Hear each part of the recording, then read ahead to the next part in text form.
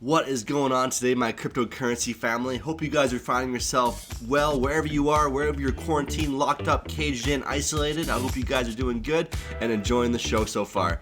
It's been a fun week so far. This is day 4 into YouTubing, and so far the response has been wicked. Right now my mouth is on fire because I'm currently drinking homemade ginger kombucha with homemade dried ginger, so it is pretty unreal. Man, there's a lot of crazy news for you guys. I'm really excited to share it. Well, what are we waiting for? Let's get into it. Thanks for watching my dad's channel, Crypto Media. Be sure to like, comment, and subscribe. This is a really funny from David Schwartz, the CTO of XRP Ripple. It's 420 for an entire month. I'll probably get the coronavirus from my son's weed dealer. That is pretty funny. That is true. It is 420 all month here. Now, Galgatron and Real XRP Boy tweeted a really cool video, and they said, so big difference between a digital reserve currency for banks as opposed to a world reserve currency for retail, right? So here's somebody from at a blockchain convention. I'm not sure who this host is, but it's somebody from Ripple talking about the blockchain and the protocol. XRP is still part of the vision for Ripple as a company for cross-border payments as a reserve currency, a global sort of reserve currency. But it's difficult to execute on that strategy until the core customers, the big banks running the ILP-based Ripple solutions are in place, because those guys... All right, so it looks like we are waiting on some banks to get in place before XRP can become a world reserve currency. And I feel like, guys, we are only moments away, maybe even weeks, months away from seeing the light, seeing this happen, the light at the end of the tunnel, as Donald Trump said. We are closing in on the light at the end of the tunnel. Now, I came across a really interesting read. I haven't read this book, but I think the rules have changed. Randy Gage here is a best-selling author of several other books, and his new book, Risky is the New Safe, I think is a really fascinating title. And guys, I think we can relate it a lot to cryptocurrency in this world right now, and I want to challenge you guys. What are you doing? Are you playing it safe? I know it's safe to sit back. You know, maybe lots of you have lost your jobs. Maybe you're waiting on your government check of $1,200 if you're in the States, or maybe in Canada, you're waiting on, a list of we had a friend last night that was waiting online, and there was 30,000 people ahead of her to get in line to get her EI check, or to get involved in the Alberta check for assistance, for government assistance. So yeah, guys, we can just wait in lines and wait for things, wait for a government handout, or we can take control. And I think we're at the precipice of one of the greatest wealth transfers in history, and that is cryptocurrency. That is, what could be a financial reset, and that could be a reset into cryptocurrency-backed coins, backed currency for worldwide distribution. So I feel like, guys, we can either play it safe. We can play it safe and just kind of keep doing what we've always been doing, or we can take a risk and bet big on cryptocurrency, bet big on on Ripple, on XRP, on altcoins, on alt season, and all this kind of stuff, and all this breakthrough technology that is shaping and changing the world as we know it. So I wanted to show a really quick blurb about Randy Gage here, talking about his book and what it means for us in this changing times. My blog and social media. Let me tell you the number one thing people are asking me. They're saying, Gage, I don't get it. You're a prosperity guy. Why are you're talking about the millions of jobs that are going to be eliminated because you're predicting the euro is going to collapse, and states and countries and other governments are going to go bankrupt. You're talking about virtual reality, sex, and what's going on in technology, and millions more jobs are going to be eliminated by changes in technology. You're saying retail is dead. You're saying that traditional marketing no longer works. And here's the question they ask. All these cataclysmic doomsday things you're talking about, why is a prosperity guy writing a book about this? And here's the answer. Because every one of those challenges presents a great opportunity. And I happen to believe we live in the greatest time in human history. Most of you watching this video on Amazon right now, you will be alive to be able to vacation on the moon. You'll be alive to be able to buy a home on the floor of the ocean with the sharks swimming by. So guys, you see what he said there. So we are living we have the opportunity, the greatest opportunity that we will ever have. And I know is it Doug Pina, the guy, the $1 million man, the $1 billion man guy, talks a lot that we're at the precipice of the greatest wealth transfer in human history. And are we going to look back in 20 years with our grandkids and say that we just sat on the sidelines? No. We need to get our heads in the game. And I believe risking big, betting big on crypto is the opportunity of a lifetime, guys. And there is nothing like cryptocurrency to produce, legacy wealth for future generations, guys. Even with like a $500 investment. I know Tico Tiwari from his investment company, or they have those signals and stuff. They have that course, and they had that live a few days ago talking about the 5 coins to 5 million and how a simple $500 investment could turn into $1 million in the next couple months. So, guys, yeah, we're in unprecedented times, and I believe that crypto is going to take off very soon. So hang in there. And we have to ignore the FUD. Fear, uncertainty, disbelief. The FUD is everywhere.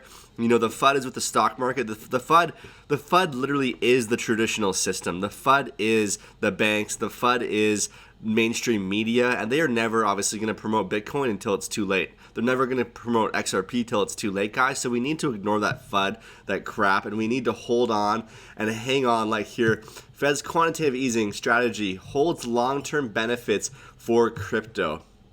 These are perilous times, guys. It hasn't escaped anyone's notice that the USA Federal Reserve is doing its part to alleviate the suffering here. The U.S. Federal Reserve itself reinforced that message on March 23rd that we will do whatever we need to do to make sure there is enough cash in the financial system. So is this the death of capitalism? And where do they get to the crypto cart? All right, so Bitcoin as a store of value. So what does this mean for cryptocurrencies? Many in the crypto world assume that Bitcoin, with its fixed maximum supply, is bound to come out ahead if the Fed and other central banks print too much money. Though that assumption has not been tested in real time except in Venezuela. If you had bought Bitcoin at its low point in Venezuelan bolivars and had sold Bitcoin at its height also for bolivars, you would have come out way ahead. The current economic environment is not favorable for any asset class, Lingham observed. Bitcoin I3S now positively correlated with the other asset classes. Greenspan said the correlation between Bitcoin and the stock market has recently reached a point of 0.6 with 1.0, representing perfect positive correlation. If this were not the case, Bitcoin would currently be priced somewhere between $12,000 and $15,000. Ariel Zetlin-Jones, associate professor of economics at Carnegie Mellon University School, says here, U.S. equity markets have suddenly become as volatile as Bitcoin markets, and the U.S. government is undertaking a large-scale intervention that involves a massive expansion of the many supply, which in the absence of major stocks, the economic shutdown due to the pandemic would normally induce a large increase in the inflation rate. However, Bitcoin does offer an alternative store of value. There is no question about that. The issue is, how good is it? It all depends on when you buy and when you sell, and so there remains a huge element of luck. Before COVID-19, we felt the unprecedented level of public and private debts made Bitcoin and hard assets in general attractive. Historically, recessions and large fiscal and monetary expansions have driven up the price of hard assets like gold. We do not see a reason why this time should be any different. So guys, the future of crypto, Bitcoin is just a small part of the story though. It has held its value well compared with other asset classes, Greenspan told Cointelegraph.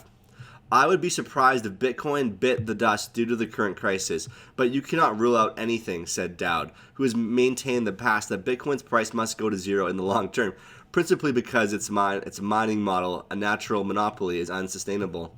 In the short term, meanwhile, the injection of money tends to float all markets, and that includes crypto, said Greenspan. Stocks will be first, but the fiscal stimulus is also likely to push up the price of Bitcoin. So here we go, talking about decentralized global economy. And who's talking here? Zetlin-Jones again. We will need a more robust economy, one where supply chains are less dependent on a single producer, where workers are less dependent on the operations of a single firm, where individuals are less dependent on a single source of healthcare, guys. So obviously, guys, there's a future for decentralized nature of finances, for blockchain, guys, that is just going somewhere, and I believe it's going to the moon. We have a lot of hope for Bitcoin, for Ripple. Now, this is funny. Have you seen the messages before? So Ripple has when they release their $1 billion a month in escrow, and lots of it actually gets returned each month. I think they returned most of it or 90% of it this month. But there can be funny messages attached because any person can actually facilitate the escrow release on the system here on the ledger. So here's a funny decoded message here. One of them was October's message from JFK. We choose to go to the moon. We choose to go to the moon in this decade and do other things, not because they are easy, but because they are hard. So, huge 8 member states, Shanghai Corporation, including China, Russia, and Pakistan, have decided to conduct bilateral trade and investment and issue bonds in local and national currencies instead of the US dollar. So that is pretty incredible, guys. They're ignoring the US dollar right now and choosing to trade apart from it as the back currency, which is pretty crazy. So, I mean, the US has to pick up their A game, and Trump has to get rolling to see that there can be, they can maintain supremacy over trade with the US dollar backing everything. So, self-proclaimed Bitcoin creator Craig Wright has a new Satoshi Nakamoto challenger. Now, I'm not going to get into this article too much, but basically, somebody checked out the structure and the coding of how the white paper for Bitcoin was written in relation to the white paper to Monero, to MXR, and they realized that there's a very, very close similarity, and they think that the creator of Monero, I don't know his name, potentially could have been the creator of Bitcoin as well. So that's very interesting. Monero is actually a privacy token. So economic stimulus, COVID-19. Get money to people faster with digital dollars. This is Forbes.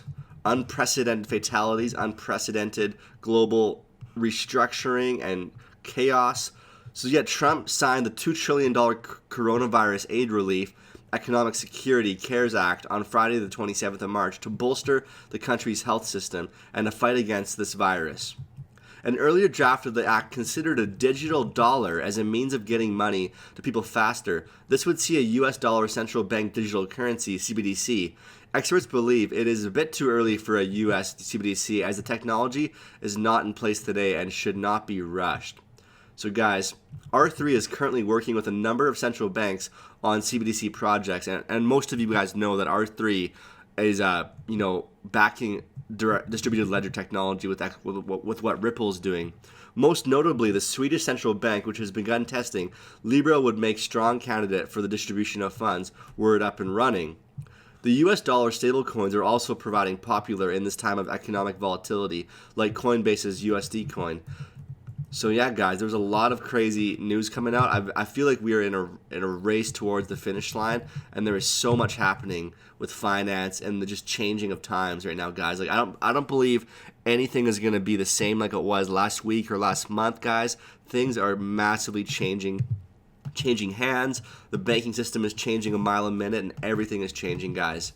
And I believe that we are at a breaking point, guys, and we need to, believe that risky is the new safe, guys. Risky is the new safe. Risky investments, guys, basically are the new safe investments. So the sooner we learn that, guys, I think the sooner we're gonna see multi-generational wealth come into our pockets. And honestly, $100 could turn into $10,000. $100 could turn into $50,000 of investment, investing in the right coin. And there's so many great channels out there, guys, that I love to check out. Honestly, one of my favorite channels in the world is Donovan Jolly's channel, DIY Investing. Guys, I can't do all the crazy chart looking he does, but guys, he has an incredible channel. I highly recommend you look at his stuff. He's got great stuff going on. So that's a direct shout out to Donovan, guys. You're doing great stuff there, Donovan, and keep it up, man. But yeah, thank you so much for checking out my show today. I appreciate the feedback. I appreciate the support. Be sure to like, comment, and subscribe, and I will catch you guys next time. Take care. Thanks for watching my dad's channel, Crypto Media. Be sure to like, comment, and